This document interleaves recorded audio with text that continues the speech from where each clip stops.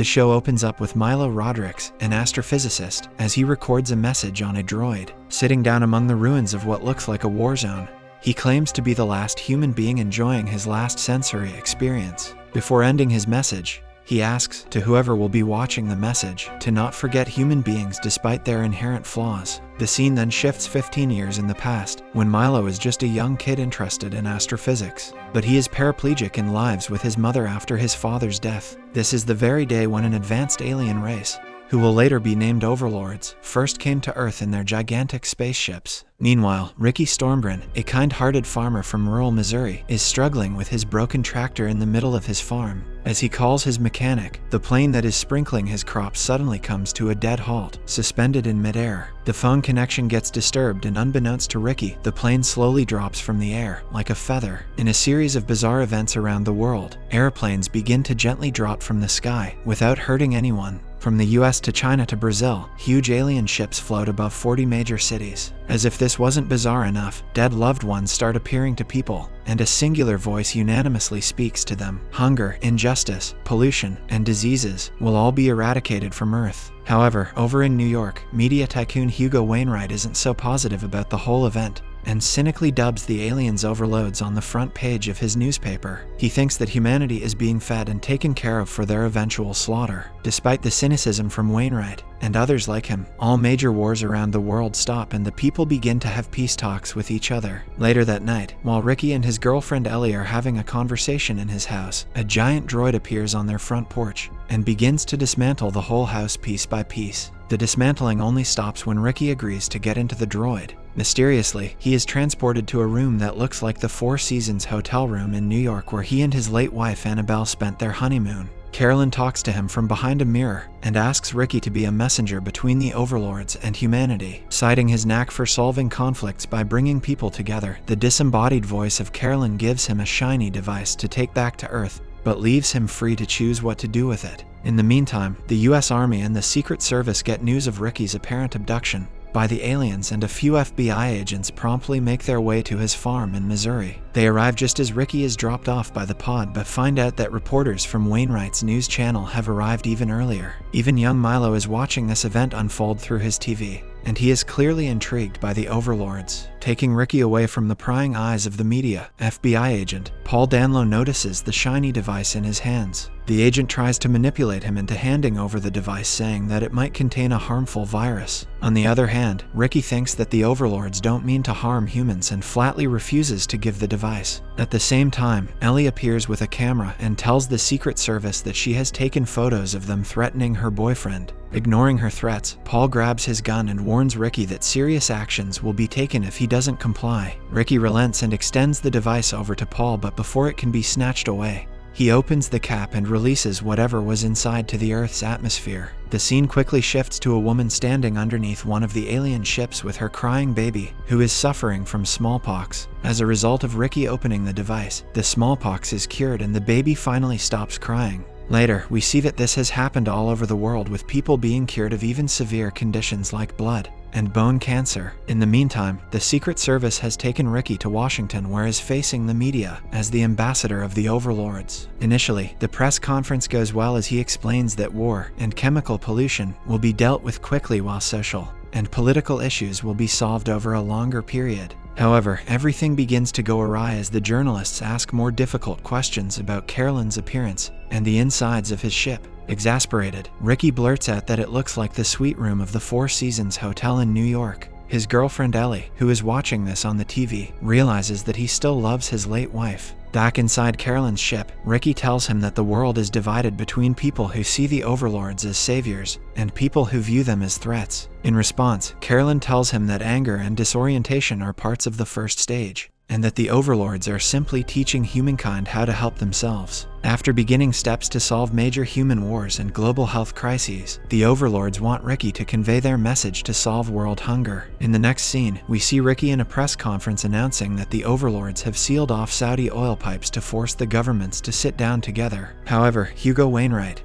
grills him, mentioning the petition signed by 22 million people who want the Overlords gone. Trying to maneuver his way out of difficult questions, Ricky announces that the US naval ships will be transporting excess food to West Africa to decrease starvation. Later, in a meeting with Saudi representatives, it is revealed that oil pipes are now being used to pump desalinated water into the sub-Saharan region to make it fertile. Despite the reluctance from the Saudis, Ricky insists that they cannot drink oil and that human survival needs water. With the issues of wars, diseases, and starvation slowly being solved, the golden age of humanity ushers in. 6 months pass, but everything isn't rosy in the utopia. Unbeknownst to anyone, Hugo is secretly funding Freedom League, a resistance group that spreads propaganda against the Overlords. The organization relates the peace created by the Overlords to the forced peace in Paris after the Nazis attacked France. However, even when Ricky points out that large protests have broken out in various places asking the aliens to go back, Karellen isn't bothered. Frustrated, he tries to sneak a peek behind the mirror, and we get a quick glimpse of a red hand with black nails that scares him away. The Overlords don't want to be seen yet because they believe humans aren't ready to accept their physical form.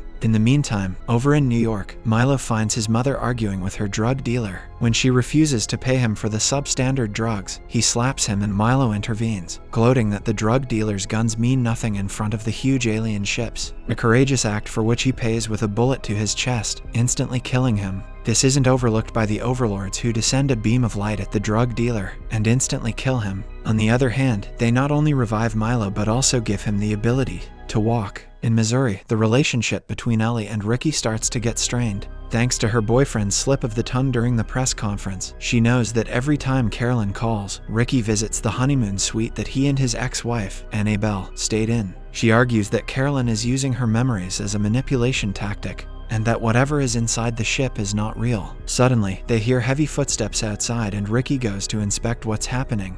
But he walks right into a trap set by the Freedom League. They kidnap and whisk him away to a secret base run by Hugo Wainwright, who unveils his grand plan: destroy every good thing done by the Overlords and anger Karellen to a point where he decides to go away, leaving humans to their own free will. Meanwhile, this entire drama is also being broadcast live to the world without Wainwright's knowledge. Additionally, the Freedom League offers Ricky to be their spokesperson. In response, he tells him to get lost, but Wainwright's goons open fire. Suddenly, Karellen freezes everything including the bullet inches from Ricky's face and uses Annabelle's memory to lure him away to his ship. While the world gets to know about the Freedom League's true motives, Ricky is dropped at his farm. Later, Ricky meets Karellen on his ship with a camera hidden in his pocket. When he argues that the all-powerful supervisor to Earth could have stopped the kidnapping, he gets a reply that they needed the world to see how human resistance can easily turn murderous. As a result, the Freedom League is disbanding, and a singular governing body, the World Federation, is formed.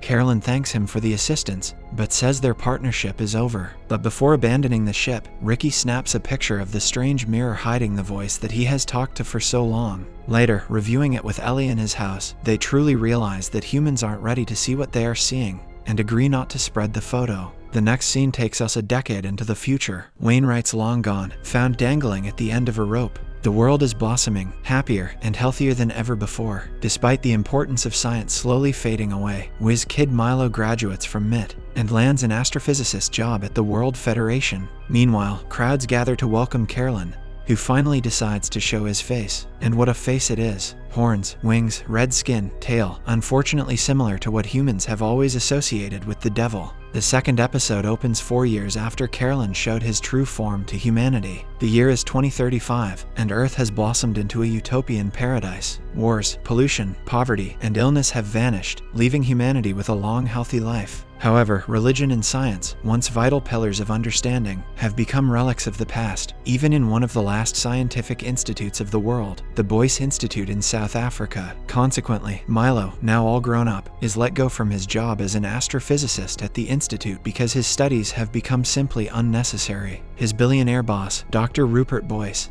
who happens to work hand in hand with Karellen, is defunding the department. Before Milo leaves his station, Dr. Osaka, a biologist who also works at the same institute, visits him as she has a secret crush on him. After a brief conversation, she notices that he is carrying a hard disk with a large amount of information on the Overlords that he collected over his career. Meanwhile, Karellen pays a visit to the Missouri farm after decades and meets Ricky in the stable. Standing next to a normal human, we see the true size of the supervisor to Earth, almost a whole body length taller and much bigger, with a menacing tail and multiple claws in the wings. Ricky informs him that he and Ellie, now his wife, have been trying for a baby without success. Furthermore, he feels tired constantly constantly and jokes that his favorite football team is still losing even under utopia. However, a serious Karellen delivers him a somber but vague message: the Earth has a new destiny. In the next scene, Dr. Rupert Boyce is sitting peacefully in his office in South Africa when the entire building begins to shake. Dr. Osaka makes their way to the lab where the animals are kept and notices something strange. For a moment, their eyes start to glow bright green and then everything becomes normal again. However, the earthquake was caused by Karellen, who gifts Dr. Boyce a completely new building in his facility. Inside the brand new building is a communication device that looks like a huge Ouija board, something that is seen as a tool of Satan in religious books. Following this, the Overlords visit the Gregson family, comprised of Jake, Amy, and their 9-year-old son Tommy, in the dead of night. A small saucer, shaped just like the Ouija board device in Dr. Boyle's institute, hovers over the house and scans Amy's belly. She wakes up and starts mumbling,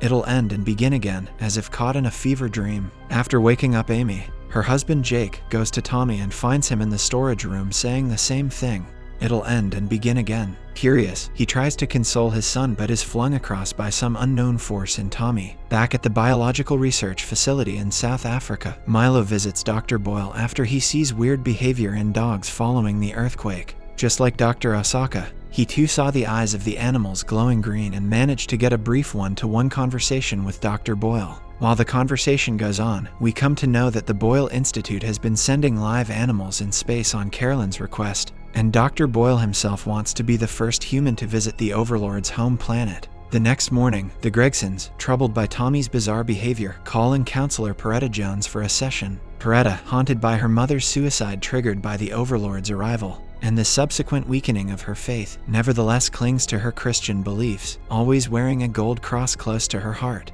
During their session, Tommy speaks of nightly journeys to a terrifying, fiery planet dominated by a single, massive eye. Hearing this, Peretta grips her cross tightly. Almost as a reaction to this, Tommy begins to hear a baby crying somewhere. Panicked by the screeching in his head, little Tommy bolts outside, shutting out the sound with his hands. Peretta rushes after him, asking if he's all right. But at that moment, something terrible happens. The gold crucifix necklace around Peretta's neck suddenly twists tight, strangling her right in front of a horrified Jake. Soon enough, the screeching in Tommy's head comes to an abrupt halt, and Peretta's necklace loosens, falling harmlessly to the ground. Tommy, almost in a trance, reaches out and touches his mother's belly and assures her that the baby is safe. Surprised, Amy informs her son that she isn't even having a baby. Meanwhile, in Missouri, Ricky and his wife Ellie are enjoying a peaceful lunch when two curious kids peer in from outside. Ever since Karellen's visit, their farmhouse has become a magnet for people hoping to catch a glimpse of the elusive supervisor to Earth. Annoyed by the intrusion, Ricky steps out, followed by Ellie, who asks everyone to respect their privacy. But before he can say another word, Ricky clutches his chest as a searing pain rips through him.